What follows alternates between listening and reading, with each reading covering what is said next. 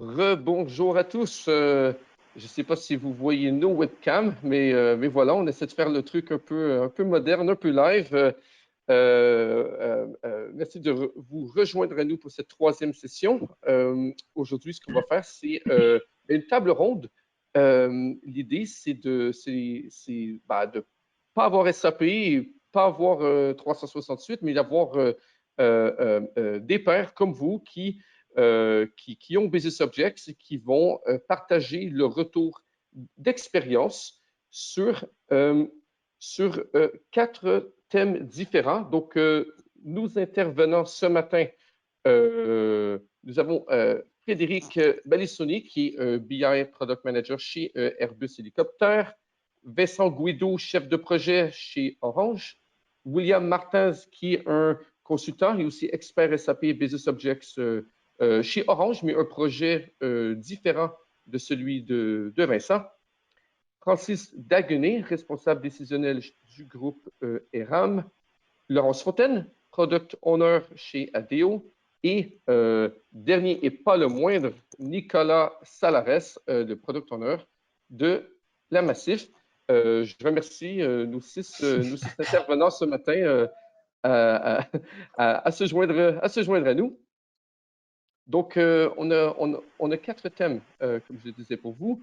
On va parler d'upgrades et d'immigration, tels qui ont été faits chez deux différents projets chez Orange.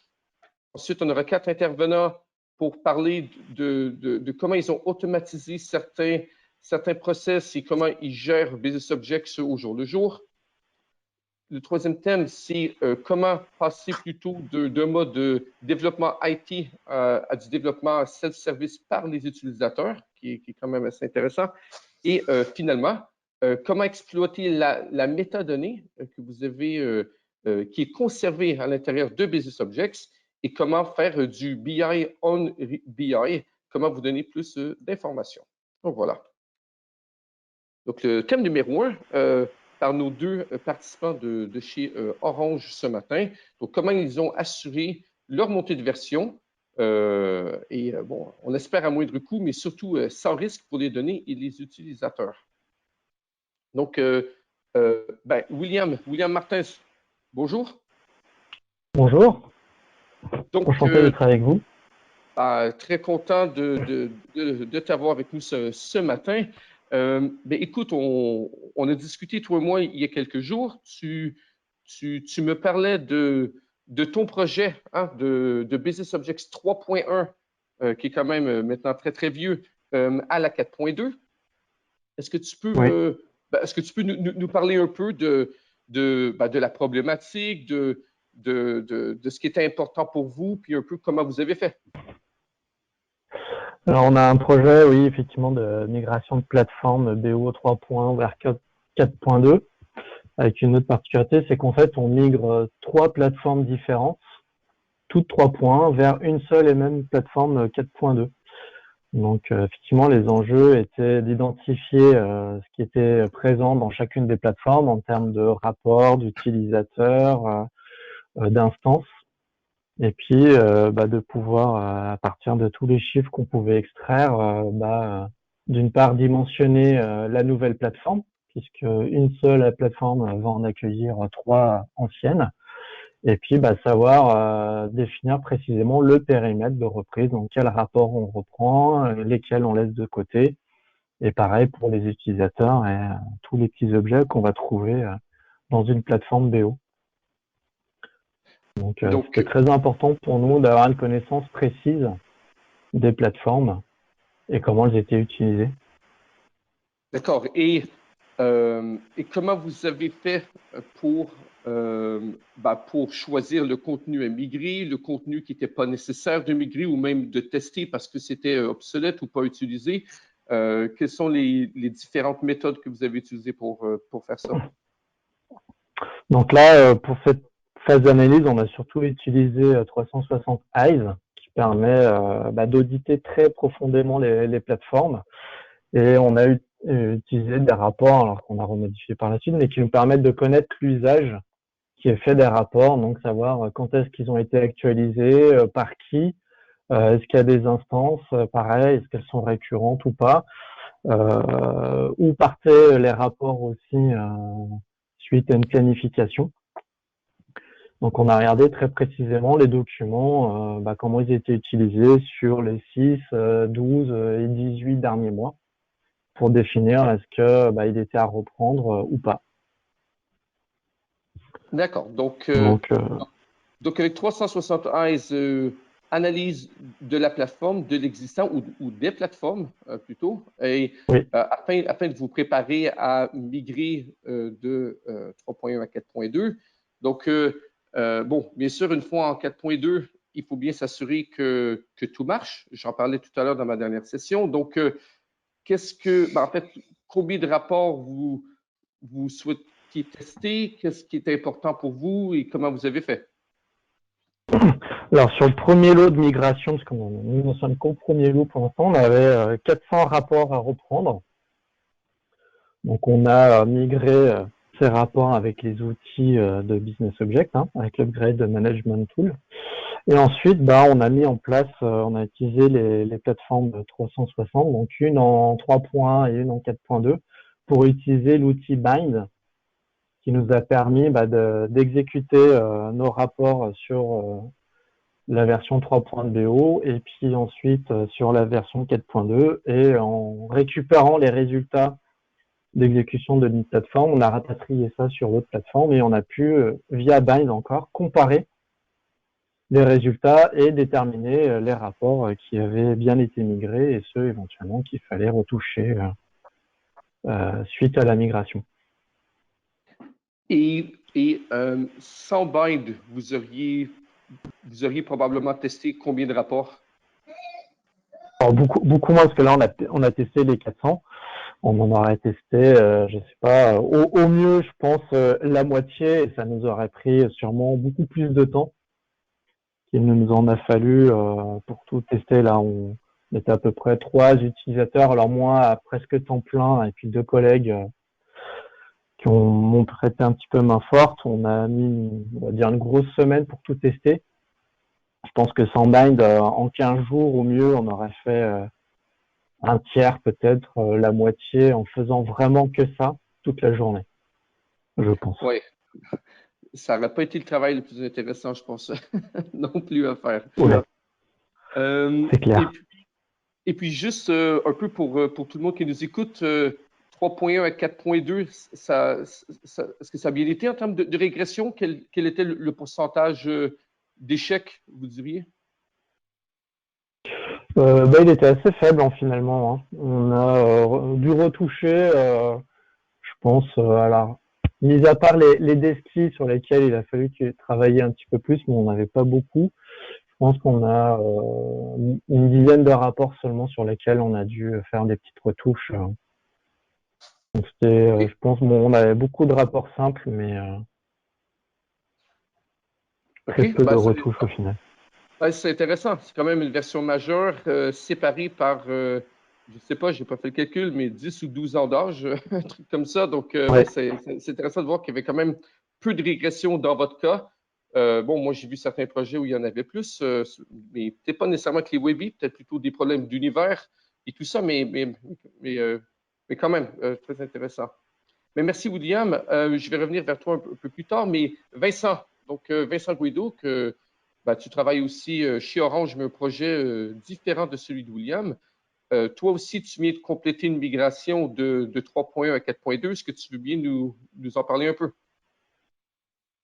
Oui, bien sûr. Bonjour à tous. Nous, c'est un peu le même contexte. En fait, on a eu l'accès chez Orange à la version 4.2 suite à une très très longue période où on a travaillé sur la 3.1. Nos utilisateurs, on a fait la migration en 4.2 parce qu'en 3.1, on avait de gros soucis de bugs, de performance, des incompatibilités, notamment aussi avec les navigateurs, Firefox, Internet Explorer. On partait en plus d'une très vieille version de Service Pack. On était bloqué sur la SP3. Donc, on a fait le gap de 3.1 SP3 à la 4.2 SP5 de mémoire, je crois. Donc, c'était un gros gap.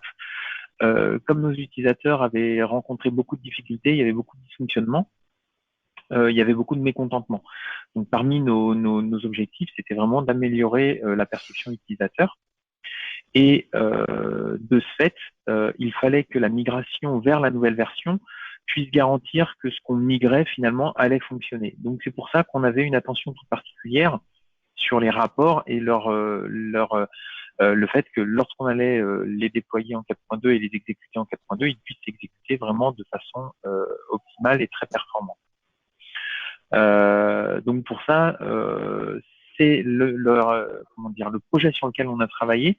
On n'avait pas énormément de documents, on en avait une centaine, mais il fallait que la centaine de documents puisse être migrés de façon vraiment certaine. Donc on a pris le parti de les tester tous, un par un, et de surtout garantir à nos utilisateurs que la migration s'était bien passée. Donc au-delà du fait de tester et puis de pouvoir vérifier que ça allait bien se passer, c'était aussi de pouvoir avoir un document qui présentait à notre métier, être transparent et pouvoir dire à nos métiers que ça allait se passer dans les meilleures conditions et que ça s'était passé dans les meilleures conditions. Et donc pour ça, on a utilisé Bind. Donc on a une collègue là qui a pris l'ensemble des documents sur les deux plateformes, la 3.1 et la 4.2. On avait pris une plateforme de bac à sable en 4.2. On les a exécutés. Les deux environnements pointaient vers la même base de données, bien évidemment, parce qu'il faut que les seuls changements qui soient opérés soient sur la version de BO, mais pas sur la base de données. Donc on pointait vers la même base de données. On a rafraîchi les rapports dans l'ancienne et la nouvelle plateforme, et on les a comparés, on les a ramenés au même endroit sur l'un des deux environnements pour ensuite lancer les tâches bind et regarder le résultat. Alors, le petit artefact qu'on avait, c'est que sur les documents, tous les documents contiennent un onglet d'en-tête sur lequel apparaît la date d'actualisation pour que nos utilisateurs sachent à quelle période les documents ont été actualisés. Et cette date pose souci parce que les deux actualisations sur la 3.1 et la 4.2 ne se sont pas faites à la même milliseconde ou à la même seconde, donc les dates étaient différentes, ce qui remontait des erreurs. Mais les outils permettent de très facilement l'identifier et une fois ce petit artefact éliminé, le reste des documents a pu être testé et on pouvait avoir vraiment un état précis des documents qui ont migré correctement ou pas. C'est intéressant. Puis tu me disais que ces rapports-là, oui, c'était des rapports qui étaient assez critiques, si je me rappelle bien, pour les auditeurs et puis pour que la donnée devait absolument être ISO. Oui, sur ce projet-là, c'est donc un projet qui sert à piloter l'ensemble des projets de la DSI. Donc on est sur les reportings qui servent aux PMO, qui servent aux contrôleurs de gestion, donc pour garantir que l'ensemble des budgets sont respectés ou sont tenus. Enfin bon, c'est vraiment la suivi des budgets, des jalons. Enfin, c'est vraiment les outils de PPM. Et ces rapports, effectivement, servent parfois, dans certains cas, à la clôture mensuelle, semestrielle, annuelle. Donc, on a vraiment des données qui sont, pour nous, en tout cas, nos utilisateurs, qui sont importantes, parce qu'après, tout ça, ça part dans les livres de compte de Orange France Télécom. Donc, c'est l'ensemble de la production du SI, de la DSI qui est comptabilisée avec cette appli-là. Donc on peut pas se permettre de faire d'erreurs. Donc c'est pour ça qu'il fallait qu'on garantisse que les résultats de nos documents étaient toujours corrects. Mais c'est surtout qu'après la migration, nos documents allaient continuer à fonctionner parce qu'on pouvait pas se permettre de dire on va migrer, on n'a qu'une centaine de documents, 150 maximum. On les migre et on verra même bien ce qui se passe. On pouvait pas prendre ce parti-là. Donc on voulait vraiment que quand on allait installer et déployer la nouvelle version, pour les utilisateurs, ça allait se passer vraiment de façon, on va dire, transparente. Ouais. Et le résultat, c'est que ça s'est passé de façon transparente. Donc, c'est vraiment une bonne nouvelle. Absolument. Donc, oui. Donc, on teste pour s'assurer que tout marche au niveau fonctionnel, mais on teste aussi pour s'assurer que les données restent les mêmes pour éviter tous les risques. Absolument. Donc, si on regarde ici, bon, c'est un peu la même photo que j'ai montrée dans ma session précédente, mais sur les 10 étapes de faire une mise à jour, chez Orange, vous avez fait la majorité de ces étapes. Donc, tout à l'heure, William nous parlait de tout ce qui était par rapport à la préparation avec 360 Eyes pour savoir ce qui devait garder, ce qui devait migrer, ce qui devait tester. Et puis, il y a eu toute cette étape de recettes, de tests dont William et Vincent nous parlaient jusqu'à maintenant, avec 360 binds pour tester tout le contenu. Mais messieurs, William et Vincent, je vous remercie pour l'instant. On va juste faire un petit sondage très rapide avant de passer au deuxième sujet. En fait, ça nous intéresse, Rémi, de savoir quelle version de Business Objects que vous avez aujourd'hui. Je sais que Grégory Dessapé est avec nous aussi en ce moment. C'est toujours bien de voir ceux qui se tiennent, qui restent à niveau autant que possible et ceux qui comptent le faire dans le futur. Je vais juste... je vous laisse voter pendant un autre petit 10 secondes. Donc, Vincent, tu disais que toi, tu es en SP5, c'est ça? Non, moi j'ai SP7, j'ai fait l'upgrade. Et on va, je pense, je vais sur un autre projet sur lequel on travaille, je vais directement passer en SP8. Super, d'accord. Bon, je peux te dire, moi j'utilise SP8 depuis la sortie où j'ai fait énormément de tests. Pour l'instant, ça semble très très bien, donc très stable. Et toi, William, quelle version? SP7 aussi. SP7, d'accord. Ben, les deux services packs qui sont encore, je ne sais pas comment dire, on va dire en vie. SP6, c'est plus vieux qui sont maintenant end of life. Mais voilà, ben, je vous remercie tous d'avoir voté. Je vais le fermer maintenant. Donc, quand même, bon, je partage très rapidement, mais quand même une grande majorité qui sont d'entre vous qui sont en 4.2 et les services packs assez récents. Donc, ben voilà, c'est très bien. Je vais cacher ça ici et passer maintenant à notre deuxième thème qui est sur l'automatisation, mais aussi la gestion au jour le jour de Business Objects. Donc, nous avons quatre intervenants. Je vais commencer par... tiens, je vais commencer par vous, Laurence. On vient tout juste d'entendre Nicolas. Lorsqu'on s'est parlé, encore une fois, il y a quelques jours, vous me disiez comment vous utilisez certains de nos outils. Je pense ici à 360 View ou 360 Plus, mais pour automatiser certaines tâches, pour vous rendre la vie plus facile, prendre moins de temps à gérer Business Objects et tout ça. Est-ce que vous voulez bien nous partager un peu ce que vous faites? Oui, bonjour à tous. Alors, moi, ma problématique, c'est que j'ai un référentiel qui est énorme. On a 10 000 users, 100 000 documents et 1000 univers. Donc, en fait, la difficulté, c'est de contenir la volumétrie du référentiel parce que on a 800 utilisateurs qui peuvent planifier. Donc, qui peuvent planifier, qui développent des documents. Donc, en fait, on a mis en place un premier job qui est la purge des instances sales et des instances succès. En fait, ce job, il tourne le soir pour permettre de ne pas tourner en journée parce qu'en fait, en journée, ça pénalise les performances. Parce que si on laisse la plateforme purger elle-même les instances, ça purge n'importe quand. Donc là, on utilise les jobs 360 pour purger le soir. Donc, on purge les instances tous les jours. Ensuite, on purge le contenu des documents RH également tous les soirs pour la GDPR, parce que les utilisateurs ne font pas attention, donc ils pourraient laisser des données confidentielles. Ensuite, on purge toutes nos boîtes de réception aussi pour limiter le référentiel. Ensuite, comme job, on a aussi on backup tout le référentiel, donc on backup documents, univers, user, toute la sécurité, les événements, donc on backup tous les soirs parce que c'est assez vite fait de supprimer un dossier par erreur, donc ça ferait la panique.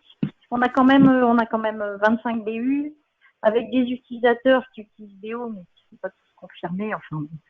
Donc, c'est déjà arrivé qu'ils nous piochent des dossiers. Donc là, c'est une grosse panique. On peut restaurer de manière quasiment, on restaure de manière instantanée. Et ensuite, on a un job qui recopie, on a 2 environnements de prod en fait. On a 2 plateformes de prod. Une accessible à tous les utilisateurs et une plateforme de prod dédiée aux planifs prioritaires, aux publications prioritaires de match reporting. Donc, on recopie également tous les soirs la plateforme de prod utilisateur vers la plateforme de match reporting en mode Delta avec un ensemble d'options. D'accord. Voilà, Donc, on a beaucoup de jobs. Alors, les jobs, ils sont souvent par PU et ils sont ordonnancés par $Univers. Et donc, comme ça, on a une supervision et donc on a notre TMA donc on a détecté si un job qui a planté en fait. oui, c'est ce que j'ai trouvé très intéressant quand on s'est parlé, c'est que, bon, non seulement vous avez beaucoup de tâches de maintenance, comme vous l'avez dit, pour faire du nettoyage d'instance ou d'inbox ou, oui, évidemment, très important, purger les données Webby de vos documents RH. Et tout ça qui est ordonnancé avec un planificateur externe. Donc, vous, dans votre cas, c'est $Univers. Comme ça, vous pouvez ordonnancer non seulement les tâches Business Objects, mais les tâches de vos autres applications d'un seul endroit. C'est ça? Oui, parce qu'avec la CMC, on ne pourrait pas, nous, il n'y a personne qui surveille la CMC. Enfin, il n'y a que moi qui suis administrateur qui est sur la CMC. Sinon, nous, la consigne, c'est tout est sur $U et c'est supervisé à partir de $Univers. Il y a un DEX, il y a des actions à faire, c'est santé en fait. Et juste pour revenir sur le deuxième point que vous avez fait, sur ce deuxième environnement de production ou de pré-production, donc en fait, vous utilisez 360+ pour répliquer le contenu de votre production vers la pré-production. Et donc, du coup, cet environnement-là vous sert de deuxième plateforme pour les planifs, comme vous avez dit, mais ça doit vous servir un peu de votre environnement de secours, j'imagine. Ah oui, c'est aussi notre environnement de secours. En fait, au départ, c'était notre environnement de secours. Et puis finalement, on a eu besoin de scinder les planifs prioritaires. Donc, oui, ça a deux utilisations en fait. D'accord. Donc, ouais, donc environnement de secours et deuxième production en parallèle, c'est quand même très bien. Ouais. Bon, oui. En plus, nos utilisateurs, ils continuent de modifier sur leur environnement sur lequel c'est disponible pour eux. Et c'est recopié automatiquement à la fréquence qu'on veut, en fait. C'est vraiment super, c'est très intéressant. Merci beaucoup. Donc, j'aimerais intervenir avec Nicolas Salares maintenant. Nicolas, oui. Bonjour à tous. Bonjour. Tu me dis un peu une histoire un peu similaire dans le sens que vous utilisez un planificateur externe aussi. Dans votre cas, c'est Control-M, c'est ça? C'est ça. Mais avec Control-M, vous utilisez pour faire différents types de tâches. Donc, qu'est-ce que vous faites? En fait, toute la chaîne de bout en bout est contrôlée par Control-M. C'est-à-dire qu'on commence par les bases de production, avec d'abord une première phase de TL pour faire les data warehouse. Ensuite, on refait encore une phase de TL, donc c'est grossièrement, hein. On passe sur les data maps avant justement de rafraîchir les documents. Et après, ce qu'on fait avec 364, c'est que nous, on l'utilise avec les liens externes et on exécute pour rafraîchir les documents une fois que les données sont bien rafraîchies. Ça nous permet d'avoir pas mal d'avantages, notamment celui de plus trop avoir de shadow IT fait par le métier. Qui puissent savoir tout de suite que leurs rapports sont rafraîchis, sont disponibles et avec les bonnes données. Pardon. On a un autre avantage aussi qui est plus IT, celui-là, c'est en fait le transfert de compétences, puisqu'on a quand même un peu de turnover chez nous du point de vue de prestation. Et en fait, c'est toujours la même interface quand ils vont, donc ils peuvent piloter en fait tout ce qui est rafraîchissement, tout ça, que ce soit à la fois sur la prépa de données ou sur la restitution. Donc tout ça se fait en fait sur la même interface de contrôle M. Donc c'est aussi un énorme avantage.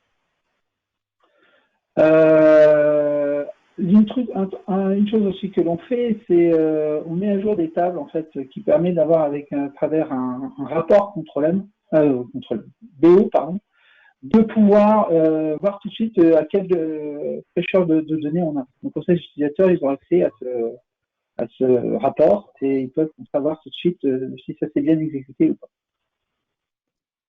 Super. Donc, voilà, ensuite. Vas-y, pardon, oui. Pardon, continue. Non, je voulais dire, ce qu'on utilise aussi, c'était le 360 Export. Si je me souviens bien, qui génère les fichiers Excel. Ça, on l'utilise avec le Data Office. Le Data Office s'occupe en fait de la gestion, on va dire, métier de BO, toute la partie fonctionnelle. C'est eux qui donnent les habilitations, c'est eux qui vérifient quand il y a des soucis, quelle personne a quel droit. Le contrôle interne leur pose la question de savoir à eux qui doivent rendre des comptes. Et ce qui se passe, c'est que tous les fichiers Excel, en fait, ils utilisent ces fichiers Excel pour pouvoir, entre guillemets, on va dire, piloter cette activité fonctionnelle d'habilitation BO. Eux, ils savent pas forcément, ils connaissent pas forcément BO en lui-même. D'accord. Donc le produit, donc 360 Cast, comme vous avez dit, gère l'export des feuilles Excel, mais encore une fois, contrôlé en externe par le métier. C'est ça. Super. Puis j'ai oublié, il y a aussi un petit cas un peu particulier, c'est le cas de la compta où on génère des instances que l'on transforme en documents Weebly et qu'on déplace dans d'autres documents. Donc tout ça aussi, c'est piloté à la fois, ça permet d'être exécuté le rafraîchissement par 364 et après tout le reste est contrôlé par le contrôleur.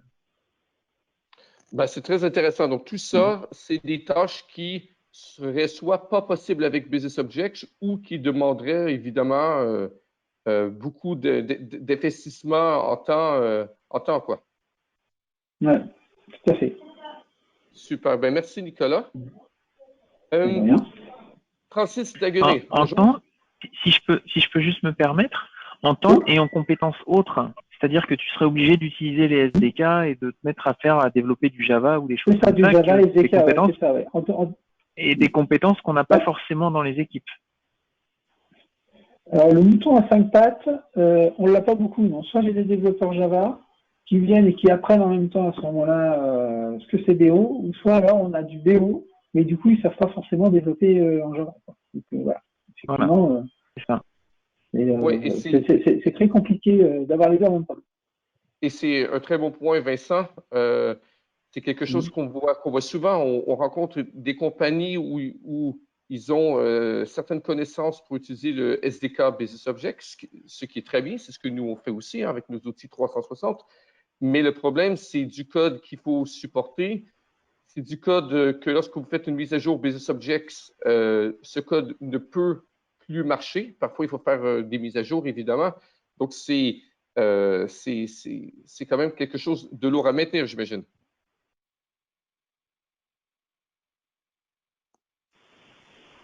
Nous, pour notre part, on ne le faisait pas. On faisait les 2-3 petites choses qu'on avait, c'était des macros Excel qui permettaient d'exporter soit les documents et les utilisateurs, mais point, c'était tout ce qu'on avait. Et ça nécessitait et une maintenance, comme tu le dis, à chaque service pack, et aussi d'avoir une version d'Excel sur le serveur. Enfin, c'est abominable. Et puis, oui. Je suis juste un peu conscient de l'heure. Francis Daguenet, bonjour. Bonjour à tous. Donc, quand nous sommes parlé, tu me parlais de certains codes d'automatisation qui est intéressant, mais si on passe plutôt à la gestion courante, tu me parlais de comment vous procédez pour faire la promotion du contenu entre vos différents environnements. Vous m'avez dit promotion avec des labels. Pouvez-vous expliquer un peu comment vous faites et pourquoi c'est important? Exactement. Alors nous, on est en version 4.2 SP7. Alors on fait effectivement toutes les tâches de maintenance courante comme Laurence, avec des purges de boîtes de réception, etc. Et puis, comme tu le disais, on livre en fait tous nos reporting et nos univers en particulier, donc des choses qu'on fait quotidiennement, via des labels. Donc nous avons 4 environnements: un environnement de développement, un environnement de recette, un environnement de pré-production et un environnement de production. C'est vrai qu'historiquement, c'était un peu lourd à faire avec des assistants de promotion, etc. Et là, ce qu'on fait maintenant, c'est que grâce à 360 plus, on dépose des labels dans les commentaires, soit des états, soit des univers. Donc, en l'occurrence, on met dièse l'hiver pour livrer en recette, par exemple, sur tous nos reporting, les univers. On lance une tâche qui, en fait, publie tous ces éléments en une seule fois. Et ensuite, c'est tracé dans des logs. Donc ça, c'est pour la recette. Nous, on a la main manuellement pour le faire. Et puis, un peu comme Laurence, nous, on a aussi Delarue comme ordonnanceur d'entreprise au niveau du groupe ERAM. Et pour la partie mise en exploitation, ça permet aussi de donner la visibilité à notre équipe d'exploitation sur ce qui est livré quotidiennement. Alors nous, nos heures de livraison, c'est le midi à 13h. Donc on a des bordereaux qu'on renseigne. Et puis tous les midis à 13h, enfin tous les jours à 13h, il y a des choses qui sont embarquées comme ça une fois qu'elles ont été recettées. D'accord. Donc, c'est la gestion complète et externe de la promotion des objets suivant des labels ou des tags, comme on dit parfois, pour que l'ordonnanceur externe, il n'y a pas besoin de le modifier à chaque jour. Il sait quoi récupérer et comment de où commencer et de où déposer le contenu. Tout à fait. Très intéressant. Merci. Et bon, je sais qu'on a parlé de d'autres choses, mais juste pour continuer, terminer ce sujet, Vincent, je reviens vers toi. Toi, en fait, tu vas quand même pas mal parler aussi de comment vous utilisez 360cast, comme Nicolas Solares tout à l'heure, mais pour faire des choses qui sont pas possibles avec Business Objects. Possible de nous expliquer quels étaient les problèmes et qu'est-ce que vous faites? Alors, en fait, nous, on a des utilisateurs qui nous ont demandé d'exporter des rapports dont l'une des particularités, c'est qu'il y a des invites. Ça, c'est pas la particularité. La particularité, c'est le contenu de ces invites. C'est en fonction de la date dans laquelle on est dans le mois, eh bien, il faut que ces valeurs d'invites changent. C'est-à-dire que si je suis entre le 1er et le 15, eh bien, je dois prendre les données du mois précédent. Par contre, si je suis entre le 15 et le 30, je dois prendre les données du mois en cours. Enfin, où j'inclus le mois en cours ou je l'inclus pas dans certains cas. Voilà, en gros, l'idée est là. Et en gros, ça veut dire que les invites utilisateurs, qui là, pour le coup, sont des dates, dépendent du contexte de la date à laquelle s'exécute le rapport. Alors, ça peut être la date, mais ça pourrait être autre chose. Et donc, on a réfléchi un petit peu, et l'avantage d'aller sur Cast, c'est qu'on peut rentrer les paramètres qui doivent être utilisés pour les publications ou les planifications, enfin pour les envois de documents, on peut les mettre dans Excel. Et on a toute la puissance d'Excel, alors ça peut être Excel ou du SQL, mais en tout cas, on a toute la possibilité d'avoir du coup des valeurs qui deviennent dynamiques. C'est-à-dire que quand vous utilisez un tableau Excel pour rentrer les valeurs à mettre dans les invites cast, eh bien, vous pouvez mettre des formules, et les formules sont analysées au moment de la publication. Donc, si vous mettez la formule aujourd'hui de Excel, eh bien, vous récupérez la date actuelle, et à partir de là, vous pouvez faire toutes les formules de calcul de date qui permettent d'aller renseigner les valeurs d'invite comme l'ont souhaité les utilisateurs. Donc, ça veut dire que nos rapports, là où avant, on avait les publications jusqu'à l'année dernière, ou d'une année sur l'autre, ou d'un semestre sur l'autre, ou d'un mois sur l'autre, il fallait changer régulièrement les valeurs d'invite et aller les reparamétrer, et puis des publications, on peut en avoir un certain nombre, on pouvait avoir plusieurs dizaines de documents. Bon, et bien là, grâce à un document Excel qu'on met et auquel on ne touche plus, eh bien, nos invites deviennent complètement dynamiques. Alors, il y a ce premier aspect-là, et puis il y a l'aspect du nommage, parce que donc on fait des envois de mails, on a vraiment une latéralité complète pour mettre l'objet du mail, pour mettre le nom du document qui est généré, quand on génère un document dans une publication avec les outils standards de Business Object, on n'a qu'un nombre restreint de champs qu'on peut mettre et qui sont dynamiques, ou en tout cas j'en connais qu'un certain nombre.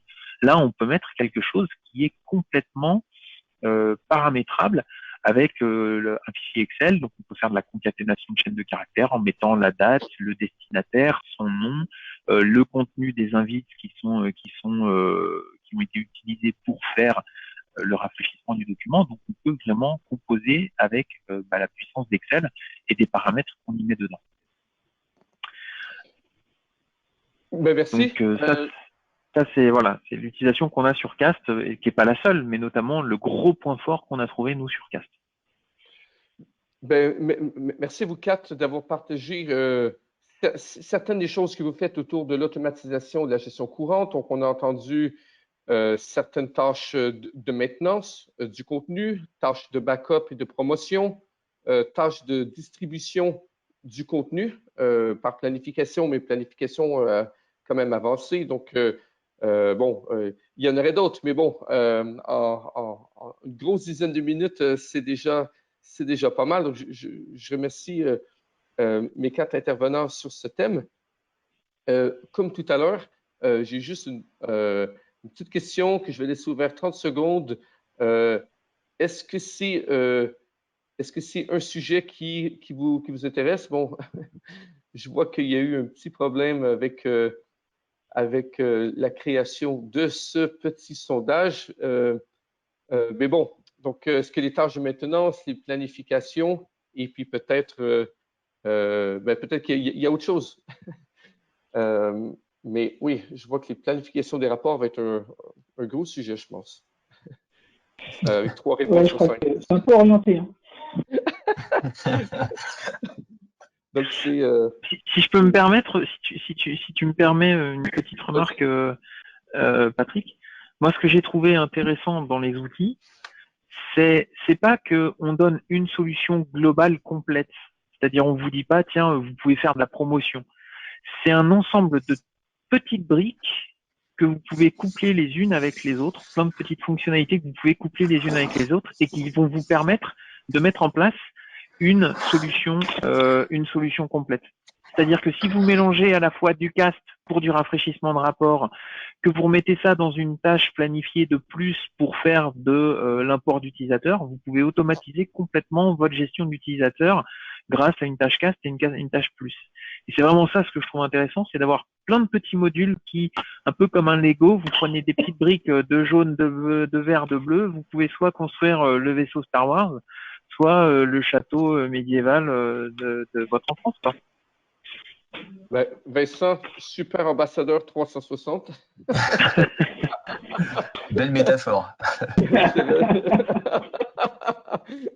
Non mais c'est vraiment ça. C'est-à-dire qu'en se creusant la tête sur les modules et en les combinant, on peut faire des trucs dont on n'avait pas forcément idée et qui peuvent vraiment automatiser des tâches qui n'ont pas de plus-value en fait. Enfin, gérer des utilisateurs dans un outil, se connecter à la CNC, faire du copier-coller et puis voilà, ça n'a pas vraiment de plus-value quand ça peut être automatisé. Avant qu'on passe au thème numéro 3, je voudrais juste remercier tout le monde qui ont commencé à nous poser des questions. On va y revenir à la fin. Donc, je poserai les questions à nos intervenants qui pourront y répondre eux-mêmes. Et puis, j'en reparlerai tout à l'heure, mais évidemment, si vous souhaitez voir une démo ou même essayer par vous-même tous les différents scénarios dont on vous parle aujourd'hui, n'hésitez pas à nous contacter, puis ça nous fera plaisir, comme je vous disais, faire une démo où on vous accompagne pour vous-même faire des tests de nos outils chez vous gratuitement et sans obligation. Donc, thème numéro 3, donc j'invite Frédéric Balissonnet. Frédéric, bonjour à toi. Oui, bonjour à tous. Frédéric, pour changer un peu d'optique, on a parlé maintenant de migration et d'administration, donc du truc un peu technique malgré qu'il y a des bénéfices pour le métier. Toi, en fait, tu me disais comment vous êtes parti d'une façon de travailler avec Business Objects qui était surtout, on va dire, contrôlé, géré par l'informatique, par le côté IT. et que maintenant, vous souhaitez travailler et laisser les utilisateurs être plutôt en mode self-service, donc indépendant. C'est ça, exactement. Aujourd'hui, jusqu'à aujourd'hui, les développements de tous les rapports Business Object, de tout l'environnement BO étaient contrôlés et maintenus par l'informatique et c'est nous qui gérions les évolutions, la création des rapports et en fonction des demandes des différents métiers. Aujourd'hui, on a plus en plus de demandes des métiers de vouloir reprendre un peu le contrôle sur ces différents rapports, sur cette différente gestion.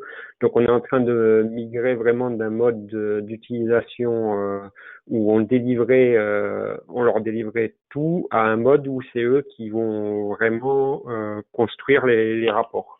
Donc, cela, ça nous implique beaucoup de changements dans notre gestion de la plateforme, puisqu'aujourd'hui, vu que c'était nous à l'informatique, on était maître un peu de toute la plateforme, on n'avait pas besoin de sécuriser certaines choses telles que les backups des rapports et certains environnements, alors qu'aujourd'hui, vu qu'on va ouvrir l'accès vraiment à tous les utilisateurs, il faut qu'on mette en place des systèmes de backup réguliers des rapports pour pouvoir restaurer finement les différentes données et les différents besoins.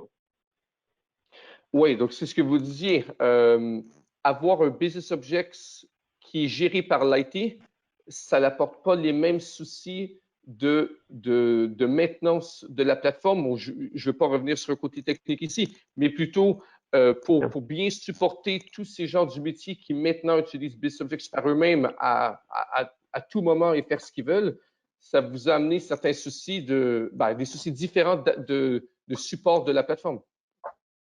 C'est ça, tout à fait. Jusqu'à maintenant, on gérait de bout en bout la plateforme et aujourd'hui, on est amené à penser les choses différemment puisque les erreurs d'utilisateurs peuvent arriver, l'effacement d'un rapport alors que juste une erreur de manip, même si aujourd'hui, dans la version 4.2, il y a la corbeille, elle permet juste de restaurer certaines parties du rapport, alors que l'avantage avec les outils 360 tels que la partie backup, c'est qu'on peut revenir à plusieurs versions avant ou enfin selon les besoins. Donc on a dû revoir complètement notre gestion de la plateforme. Super. Donc pour revenir un peu sur ce que nos autres intervenants ont dit tout à l'heure, donc vous utilisez, j'imagine maintenant, certains de nos outils pour soit gérer les backups, comme vous venez de le dire, mais gérer aussi la sécurité, gérer les tests et d'autres choses comme ça. Ouais. C'est ça, exactement. Donc aussi bien pour gérer la sécurité, mais gérer aussi le contenu, voir le contenu qui est utilisé. Donc on l'utilisait déjà quand on gérait tout le contenu de l'autre côté pour leur dire vous avez tant de rapports qui ne sont pas utilisés, mais là d'autant plus puisqu'ils créent de plus en plus de rapports. Et des fois c'est bien aussi de leur rappeler qu'ils ont X rapports qui prennent de la place sur les différents serveurs et que s'ils les utilisent pas, il faut peut-être songer à même parce que des fois ils créent des rapports de test, des rapports qui leur servent qu'une fois. Alors et donc de mettre en place des tâches de purge et essayer de mettre en place tout ceci. Donc là nous on est vraiment en pleine évolution et on commence à utiliser ces outils de 360 qu'on n'utilisait pas jusque-là. Frédéric, merci à toi. C'était très intéressant de voir, oui, un côté transformation de façon de travailler avec l'outil Business Objects et de comment ça a changé votre façon de gérer la plateforme et de supporter vos métiers, vos équipes métiers. Je me rends compte qu'il est l'heure maintenant. Cette session devait se finir maintenant, mais si vous nous permettez, on va terminer d'ici 5 minutes pour le prochain thème et puis ensuite les questions et réponses. Donc, je vais juste passer maintenant au quatrième et dernier test. On a parlé un peu et des métadonnées.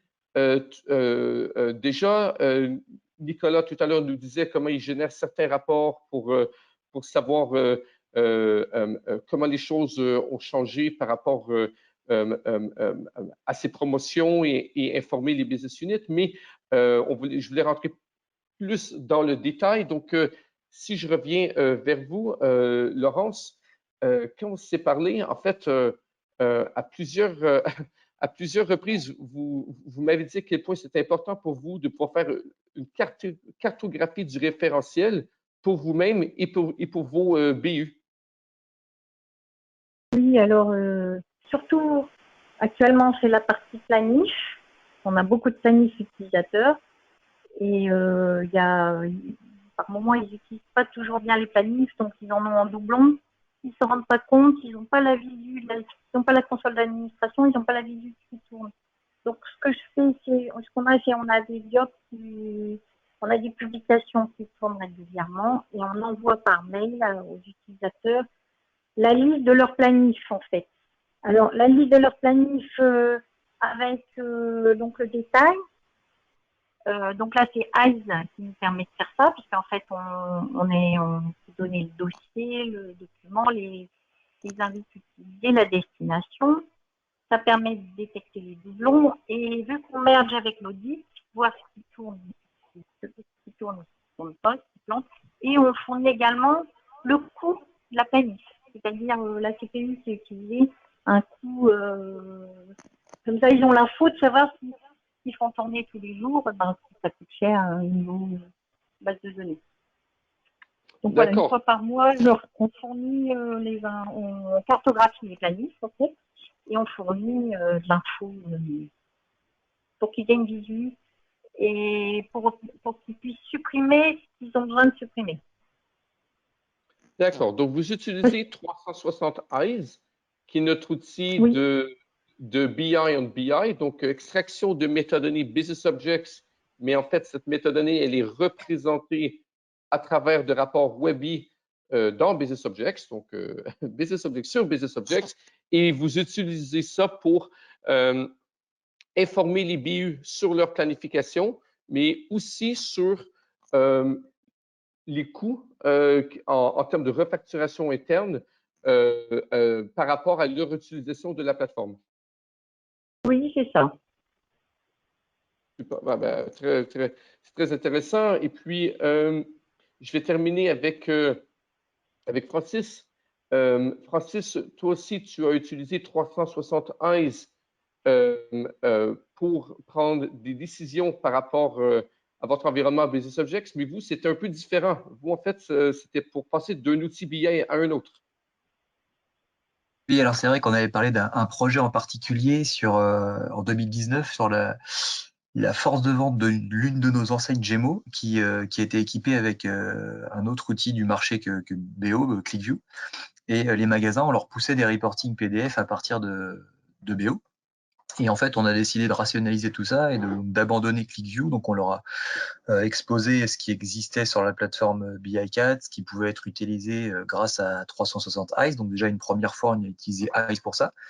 Et puis, une fois le projet mis en œuvre, donc ça a été fin d'année dernière, là, depuis 2 mois à peu près, ils avaient commencé à utiliser la solution. Et grâce à Eyes, on a pu mettre en évidence en fait quel reporting ils utilisaient, de quelle manière ils l'utilisaient, est-ce qu'ils le rafraîchissaient à la demande, est-ce qu'ils consultaient juste les instances qu'on leur mettait à disposition puisqu'on leur génère des reportings tous les jours pour avoir des résultats instantanés. Et puis c'est un document qui nous permet de discuter avec eux. L'idée c'est de refaire des points de passage comme ça régulièrement pour pouvoir avoir que les reportings vraiment utiles au métier. Sachant que Eyes, à côté de ça, en dehors de ce projet, on l'utilise très quotidiennement, en particulier pour aussi des études d'impact pour compléter un peu sur voilà tel objet, est-ce qu'il est utilisé, on a besoin de le changer, dans quel état il est utilisé, est-ce que ces états sont eux-mêmes lus par les utilisateurs, etc. On peut aller très finement remonter la pelote comme ça avec 360 Eyes.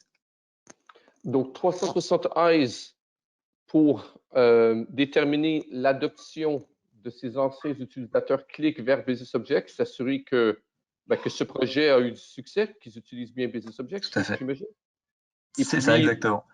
Et puis justifier, justifier aussi les bénéfices, que les bénéfices étaient d'arrêter de payer 2 outils alors qu'un était probablement nécessaire. Tout à fait. Pareil, sachant qu'on avait un double coût de licence et aussi un double coût de maintenance, puisqu'il fallait effectuer des évolutions fonctionnelles et sur ClickView et sur Business Objects. Donc là, effectivement, de ce point de vue-là, c'est réussi et les utilisateurs, on a bien vu, grâce aux statistiques 360 Eyes, que l'outil a été complètement adopté par le métier et ils en sont ravis, quoi. Et puis, bon, c'est vrai qu'on n'en avait pas parlé jusqu'à maintenant, mais l'analyse d'impact, savoir les objets d'univers ou même, je ne sais plus Oui. si vous utilisez des sources BW ou autres, mais bon, peu importe, ICE fait tout ça, de comment voir l'analyse entre les données, les objets, les rapports, les utilisateurs, les actions et tout ça.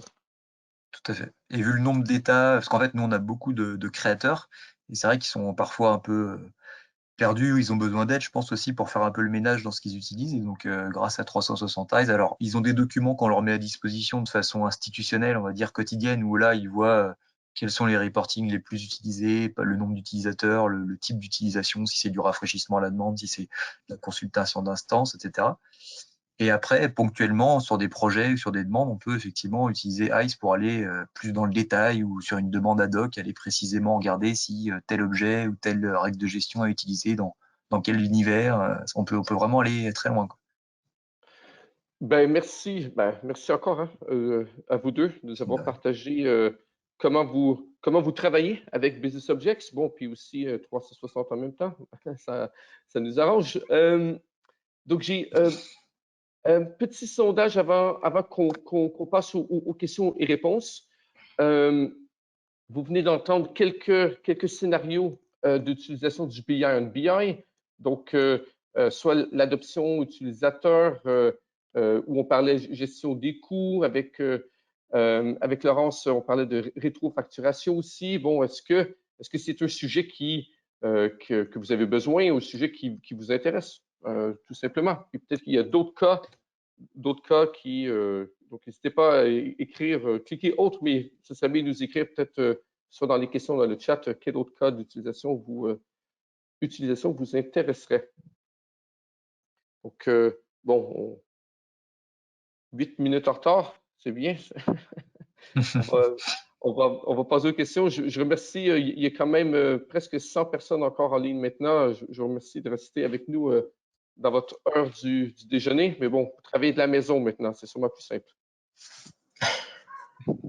OK, je vais fermer ce chat. D'accord. Donc, dernière slide avant les questions. Je reviens un peu à ce que Vincent Guido nous disait tout à l'heure. Il vous disait, c'est que 368, c'est une série de différentes briques ou différents modules vous permettant de faire le genre de choses que vous avez entendu depuis les dernières 45 minutes. Les tests, les planifications, la métadonnée, l'administration, les backups. Bon, donc vous voyez, donc on a une série d'outils, de solutions vous permettant de travailler différemment, plus efficacement avec Business Objects. Donc, comme je le disais, n'hésitez pas à nous contacter pour, si vous souhaitez avoir des démos live ou essayer certains de ces outils. Donc, je vais passer aux questions et réponses maintenant. Donc, où sont les questions? Elles sont là. Donc, il y a beaucoup de questions. Je vais juste en prendre quelques-unes. Et puis, on suivra le reste offline. Donc, je prends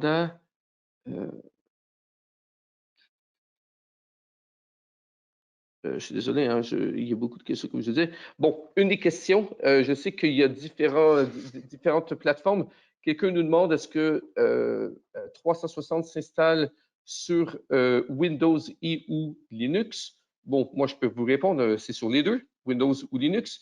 Je sais que Vincent est sur Windows. Est-ce qu'il y a des gens, certains de nos intervenants qui sont sur Linux?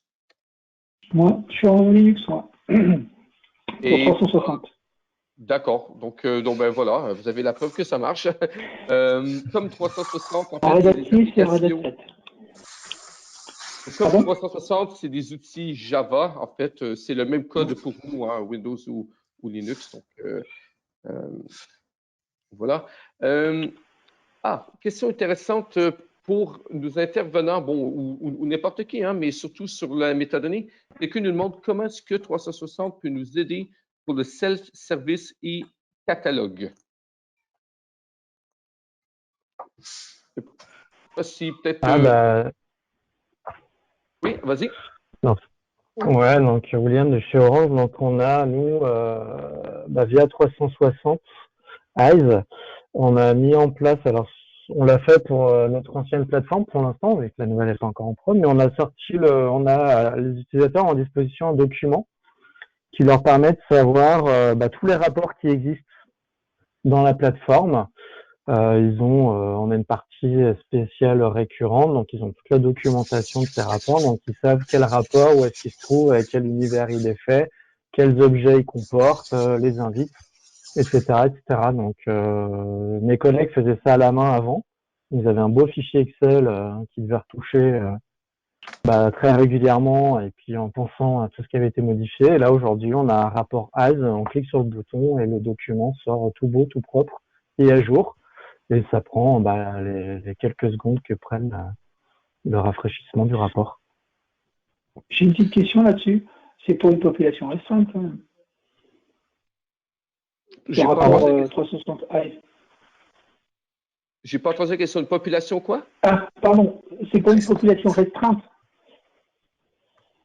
Ah, oui, donc avec 360, par restreinte, vous voulez dire que un responsable d'une BU puisse seulement voir la métadonnée par rapport à sa BU à lui, c'est ça? Oui, alors les responsables BU, oui, alors si on reste sur les business units, effectivement, sur les responsables, c'est pas trop gênant, mais après, c'est si on descend plus bas dans la hiérarchie, ça peut devenir gênant de savoir qu'il y a tel ou tel type de rapport qui existe, même si on n'a pas les droits. Absolument. Donc aujourd'hui, il est possible de le faire avec 360 Eyes, je veux dire, d'une façon peut-être pas la plus optimale. S'il y a beaucoup de responsables, si on parle 1, 2, 5 responsables, ça va, mais si vous avez 500 responsables et chacun de voir que son propre truc, c'est pas très, malgré que c'est techniquement possible, c'est pas optimal, mais on est en train de travailler sur un truc qui s'appelle évidemment 360 Eyes Self-Service. Bon, ce ne sera pas un produit différent, c'est juste une nouvelle fonctionnalité qui permettra de faire justement ça pour un nombre, on va dire théoriquement illimité de responsables, d'avoir accès que à sa propre métadonnée. Donc, Monsieur Chatouani, j'espère qu'on a répondu à votre question sur le self-service et le catalogue. Sinon, n'hésitez pas, on vous contactera pour entrer plus dans le détail. Sinon, question pour peut-être pour Vincent et William, une question qui nous est arrivée un peu en début de session. Comme vous êtes passé de 3.1 à 4.2, comment avez-vous fait pour dimensionner les nouveaux serveurs? Parce qu'évidemment, on ne peut pas réutiliser les mêmes serveurs 3.1 pour la 4.2.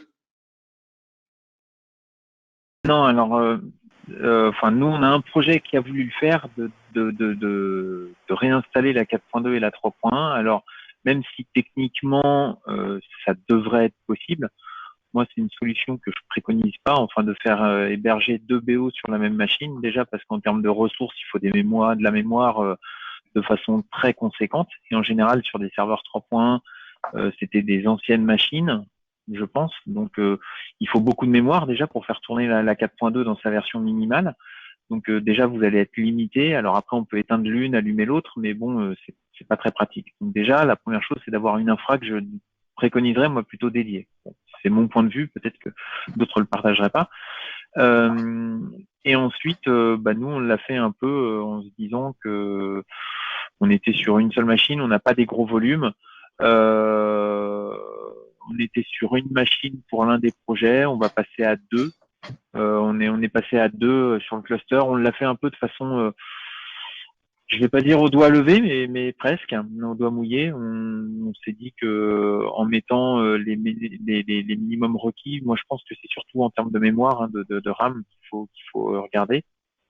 Donc on est parti sur les précaux en termes de RAM minimum, et on a mis 2 machines parce qu'on savait qu'on allait avoir un autre projet qui allait arriver. Et là aujourd'hui, en capacitaire, on n'a aucun souci. Et puis pour en rajouter, avec Eyes, vous pouvez justement, grâce à récupérer l'utilisation, la non-utilisation, les licences et tout ça, vous pouvez prévoir la suite s'il y a besoin d'un autre serveur ou d'augmenter la RAM ou les CPU ou peu importe quel est le problème. Donc, nous, c'est ce qu'on a fait justement. Excusez-moi. On a utilisé AES pour regarder le nombre de connexions simultanées et puis on a dispatché ça sur la semaine, la journée, heure par heure, minute par minute. Et on a couplé ça même toujours avec AES au nombre d'exécutions et de planification de rapports. Pareil, tout au long de la journée, en faisant des répartitions matin, après-midi, soir, pendant la nuit, et puis même regarder à la minute les pics qu'on pouvait avoir en cumulant sur une moyenne à la journée le nombre d'exécutions de rapports à la main ou par planification qu'on pouvait avoir, et ça nous a donné une volumétrie après qu'on a pu utiliser en utilisant la petite calculette SAP qui permet à peu près de dimensionner les plateformes et puis le nombre de clusters de la plateforme de manière globale. C'est super. Bon, je vais juste lancer notre dernier pôle sondage de la journée pendant que je réponds à la dernière question parce que, bon, on a maintenant bien débordé et je remercie encore une fois tous d'être restés. C'est notre question habituelle. Hein? Est-ce qu'on peut vous aider avec un des sujets qu'on a discuté aujourd'hui? Pendant que vous répondez à cette question, il y a une autre question de Monsieur Dobrovlansky, j'espère que j'ai bien prononcé, par rapport au BI on BI. Il nous demande est-ce que les fonctions de lineage et de catalogue fonctionnent pour tout type de sources de données, y compris connexion à BW et HANA Live? Donc la réponse est oui, mais je veux dire oui avec un petit mais. Oui, mais on ne parle pas, nous, à BW, on ne parle pas à HANA. Mais il faut savoir que Business Objects sauvegarde beaucoup d'informations sur les connexions et les objets utilisés à partir de BW et HANA. Donc, par exemple, j'arriverai à vous dire que tel et tel Webby sont connectés à tel et tel BW Queries ou HANA Live. Donc, je peux même vous dire le nom des queries, le nom de l'environnement BW, les objets utilisés à l'intérieur des queries et de HANA. Donc, je peux faire une analyse d'impact quand même très, très loin de Business Objects à l'univers ou pas avec BW et HANA. Mais je peux seulement vous dire quel HANA, quel BW et quel objet. Donc, si la requête BW a 50 objets et le Webby en prend que 5, je peux vous donner des informations sur ces 5. Les 45 pas utilisés, je ne les connais pas parce que je ne parle pas à BW. Donc, j'espère que ça répond à votre question. Bon, et j'en prends une petite dernière de M. Chatouani encore. Il nous dit, question client, est-ce que de manière générale, votre référentiel BO, BDD et BOTC sur la même machine?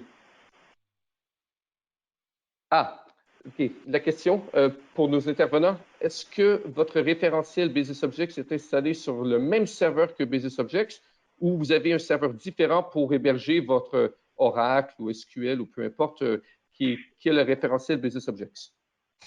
Nous, c'est un référentiel à part, sur une base Oracle, sur un autre serveur dédié Oracle.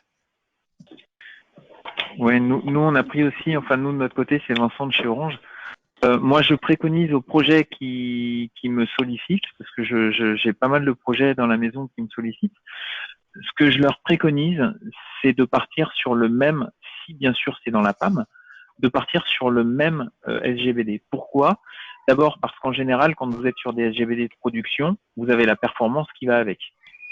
Plutôt que d'avoir le SQL Anywhere installé par défaut sur lequel vous êtes sur le même serveur, d'abord vous allez prendre les ressources du serveur BO pour héberger votre SQL Anywhere, ce qui n'est pas forcément judicieux, alors que votre serveur de base de données est dédié pour ça. Donc ça, c'est le premier point. Le deuxième point, c'est que en production, vous devriez avoir les ressources nécessaires, mais c'est surtout aussi que vous avez la compétence. Si vous êtes en production, vous devriez avoir des exploitants qui sont compétents pour faire toute la maintenance de votre base de données. Si vous installez du SQL Anywhere, c'est pas dit que vous ayez un DBA qui puisse, en cas de problème, vous régler votre souci. Et enfin, quand vous avez besoin, parce que même si 360 permet de faire des sauvegardes à chaud, Il n'empêche pas moins qu'un crash complet du serveur peut arriver et donc une sauvegarde à froid serait aussi nécessaire. Et dans le cadre d'une sauvegarde à froid, si votre référentiel est hébergé sur la même base que votre donnée applicative, il y a de fortes chances que vos exploitants aient prévu aussi des badges de sauvegarde. Donc moi, c'est vraiment plutôt la préco. Si c'est dans la PAM, n'hésitez pas à héberger votre référentiel sur votre base qui vous sert de data mart. Voilà. Par contre, ça nécessite, plus votre plateforme BO est conséquente, plus ça va nécessiter un nombre de connexions important. Rien qu'un CMS nécessite déjà à lui tout seul 12 connexions ouvertes en simultané et en permanence.